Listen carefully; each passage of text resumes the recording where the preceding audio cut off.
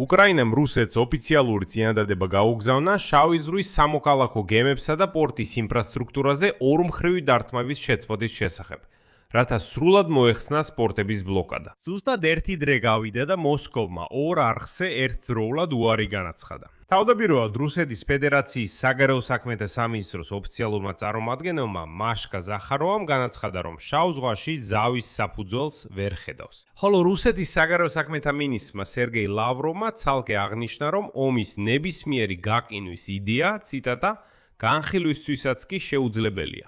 და ამის ნაცვლად დაემუქრა, პირიქით გააძლიერებს დარტყმებს არა მხოლოდ უკრაინაზე, არამედ ევროპაზეც. და სანამ დიპლომატები უარით პასუხობდნენ ერთმანეთს, უკრაინის არმიამ მოახერხა ერთ-ერთი ყველაზე ძლიერი დარტყმა მიეყენებინა რუსების სამხედრო საზღვაო ბაზაზე ნოვოროსიისკში.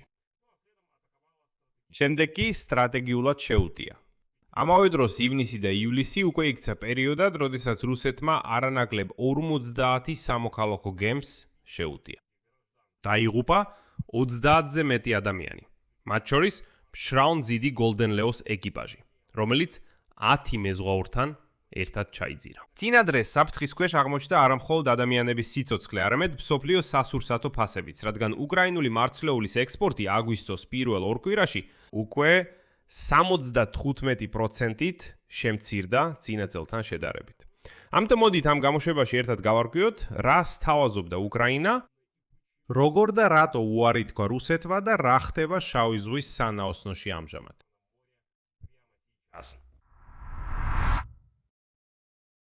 მოკლედ, უკრაინამ შუამავლის მეშვეობით რუსეთს გაუგზავნა წინადადება შავი ზღვის სამოქალაქო ობიექტებზე დარტყმების ორმხრივად შეწყვეტის შესახებ.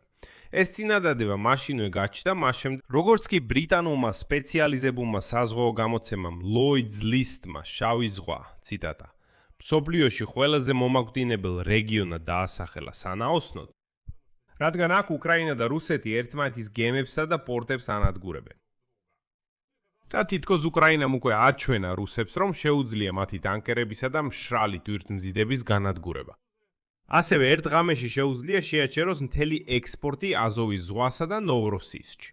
ამის შემდეგ კი მაშინვე შესთავაზა აღარ გაეგრძელებინათ ასეთი დარტყმების გაცვლა და დაედგინათ ზავი. კიდევ ერთხელ უკრაინელებმა იფიქრეს, რომ რუსებიც მაინც ოდნავ ცივილიზებულები არიან, რომ მათ ცოტაოდენი ჭკუა მაინც შერჩათ და თქვეს, რომ მოусმინეთ. უკვე საკმარისია ერთმანეთის გემებზე დარტყმები, პორტებზე. ჩვენ გაჩვენეთ, რომ შეგვიძლია აბსოლუტურად სარკისებურად უპასუხოთ. ნუ იფიქრეთ, რომ შეგიძლიათ ჩვენ სპორტებზე დაარტყათ, ხოლო ჩვენ პასუხად არაფერს გავაკეთებთ, მაგრამ სამწუხაროდ კრემლში გადაწყვიტეს, რომ უკრაინა თითქოს სისუსტის გამო ითხოვს ზავს. და ის საგარეო საქმეთა სამინისტროს ოფიციალურმა წარმომადგენელმა მაშკა ზახაროვამ მე მას ვეძახი რუსეთის საგარეო საქმეთა სამინისტროს პრეს ალკაშს. განაცხადა, რომ მოსკოვში არ ხედავენ საფუძველს ზავზე დასთანხმებისთვის. შემდეგ ციტატა. ჩვენ არ ვხედავთ რაიმე წინაპირობას სიტუაციის გაუმჯობესებისთვის. შესაბამისად, არც საფუძველს ნახევარზომებისთვის, რომლებიც მხოლოდ კიევის რეჟიმს აძლევს დროებით ამოსულთქვას. მან ასევე განაცხადა, რომ რუსეთი რეგულარულად აწყდება ტერორიზმის თავხედურ თავდასხმებს, რომელსაც უკრაინის შეიარაღებული ძალების დრონები ახორციელებენ სამოქალაქო გემებზე. მან კონკრეტულად უპასუხა კითხვას თურქეთის შუამავლობის ინიციატივის შესახებ, რომელიც მზად არის იყოს შუამავალი ამ საკითხში. ცოტა მოგვიანებით აგიხსნით, რას გულისხმობ. ანუ მაშკა ზახაროვა ჩივის, რომ უკრაინა შავ ზღვაში გემებს ესხმის თავს. უკრაინა სთავაზობს ამ თავდასხმების ორმხრივ შეწყვეტას, მაგრამ რუსეთი უარს ამბობს და აგრძელებს ამ თავდასხმებზე წუწუნს. აი ეს არის მთელი რუსების ლოგიკა. მაგრამ მნიშვნელოვანია გავიგოთ, რომ ეს უბრალოდ უკრაინის შეთავაზება არ იყო. პირველ რიგში უკრაინაზე ზეწოლა ხორციელდებოდა. იგივე შეერთებული შტატები სთხოვდა, რომ ნოვოროსიისკში ტანკერებზე არ დაერტყათ, რომლებიც მაგალითად ყაზახეთის ნავთობს ეზიდებიან.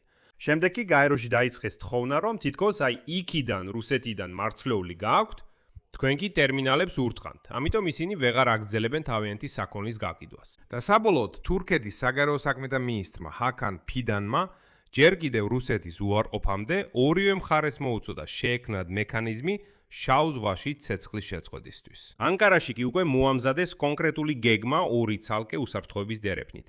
კომერციული გემებისთვის, რომლებიც რუსეთსა და უკრაინაში მიემართებიან, სადაც მხარეები ვალდებულნი იქნებოდნენ არ მიეყენებინათ დარტყმები. ანუ აი არსებობს დერეფანი რუსებისთვის, იქ იარონ, ჩვენ არ ვეხებით. მაგრამ დანარჩენ აკვატორიას ვრეხებით. და არის დერეფანი უკრაინისთვის. მაგიდაზე უბრალოდ აბსტრაქტული იდეა კი არ დევს, ეს არის დამუშავებული სქემა. მაგრამ უბრალოდ მოსკოვმა პირდაპირ თქვა, რომ აზრს ვერ ხედავს, თუნდაც ამაზე ისაუბროს. იმიტომ რომ გაველურებული რუსები სისხლს ითხოვენ და არა მშვიდობას. ეს საჭიროა. ესეც უნდა გავითვალისწინოთ. და პარალელურად დიპლომატიურ უართან ერთად, ბევრად უფრო იდეოლოგიური უარიც გაისმა რუსეთის ფედერაციის საგარეო საქმეთა მინისტრის სერგეი ლავროვის მხრიდან.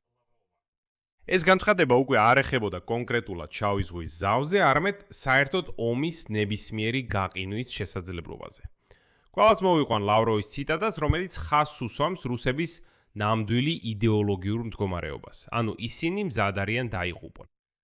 იცხოვრონ სიღარიბეში, ნაგავში, ჭუჭხში, იზოლაციაში, მაგრამ მაინც ფიქრობენ, რომ ისინი რაღაცა 1000 წლოვანი ერი არიან. შემდეგ მოვიყვან ლავროვის ციტატას.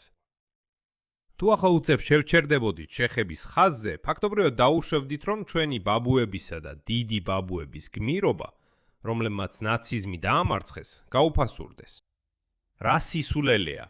ამას განხილვაც კი შეუძლებელია, ამბობს ლავროვი. საუბარია არა მხოლოდ იმაზე, ვის როგორ კომფორტულად ცხოვრობს დღეს. ჩვენთან ადამიანები იტანჯებიან, ადამიანები იღუპებიან ამ ტერორისტული აქტების შედეგად.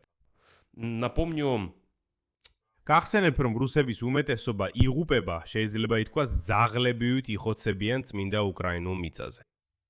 გამოდის, რომ ესეც ტერორისტული აქტებია, როცა პუტინი აგზავნის რუს ივანებს უკრაინაში სასიკვდილოდ. ბოდიშ გიხდით, გავაგრძელებ ლავროვის ციტირებას. საუბარია ჩვენს პასუხისგებლობაზე რუსეთის სახელმწიფოს 1000 წლოვანი ისტორიის წინაშე. საომარი მოქმედებების შეწყვეტა შესაძლებელია მხოლოდ გრძელვადიანი საიმედო და მდგრადი მოგვარების პირობებში. ანუ მხოლოდ იმ შემთხვევაში, თუ მოწინააღმდეგე მხარე სრულად კაპიტულირებს, რადგან სწორედ ასე აყალიბებს კრემლი თავის მოთხოვნებს. და ამავე დროს მან მუქარაც გამოთქვა დარტმების გაძლიერებაზე. ამბობს, რომ რუსეთი გაანადგურებს ყველაფერს, რაც დასავლეთის მხრიდან უკრაინის სამხედრო პოტენციალის გაძლიერებას უწყობს ხელს. ხოლო რუსეთის თავდაცვის სამინისტრო უკვე პირდაპირ დაჰფირდა უკრაინის შეიარაღებულ ძალებს გაკინვას, მაგრამ არა ზავის მნიშვნელობით, არამედ იმ აზრით, რომ უკრაინელებს ელით ცივი ზამთარი სინათლისა და სითბოს გარეშე. ხომ გესმით, არა? ბარბაროსები და ტერორისტები უკვე ღიად ამბობენ, რომ ჩვენ გავკინავთ ჩვეულებრივ მშვიდობიან უკრაინელებს. საერთოდ ამ ველურებმა საბოლოოდ დაკარგეს კონტროლი. და მიაქციეთ ყურადღება ომის მიზეზებსა და მიზნებზე რუსებს უკვე აღარ ეუბნებია. გახსოვთ თავიდან რა იყო? დენაციფიკაცია, დემილიტარიზაცია. რაღაც კიდევ იყო. ყველაფერი, უკვე ყველამ დაივიწყა ეს ყველაფერი. ეხლა ეს არის ომი, რუსეთის სახელმწიფოს 1000 წლოვანი ისტორიისთვის. ომი. მოდით თქვათ, რატომ ქონდა ამ ზავს საერთოდ მნიშვნელობა. New York Times-ის მონაცემებით რუსეთის ტერორისტული კამპანია უკრაინის სანაპიროებთან სამოქალაქო გემების წინააღმდეგ სწორედ მოსავლის აღების სეზონის პიკში დაიწყო და საფრთხეს უქმნის გლობალურ სასურსათო მიწოდების ჯაჭვებს ქაოსში ჩაძირვით.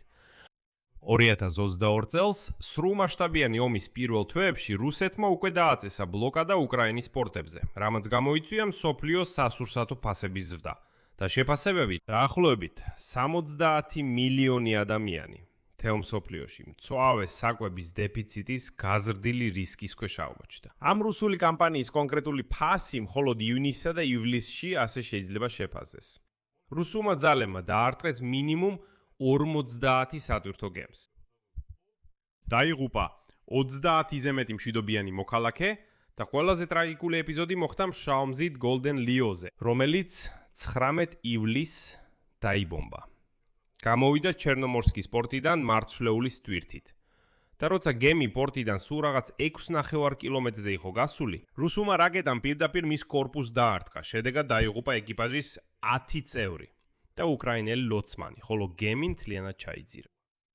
ასეთი ველური რუსების ბარბაროსული თავდასხმების შემდეგ უკრაინამ დაიწყო აზოვის ზღვაში რუსეთის ფლოტის რეკა-რეკომორიე კლასის ტანკერებზე სისტემატური თავდასხმები და აგრძელებს დარტყმებს გემებზე, რომლებიც რუსულ საქონელს გადააქვთ.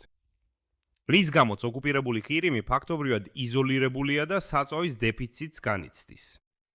ექსპერტები აღნიშნავენ, რომ რუსეთის ქმედებები არის სისტემატური და განურჩეველი კამპანია სავაჭრო გემების წინააღმდეგ, რომლებიც გადაჰყავთ სასოფლო სამეურნეო და სხვა არამილიტარული ტვირთები.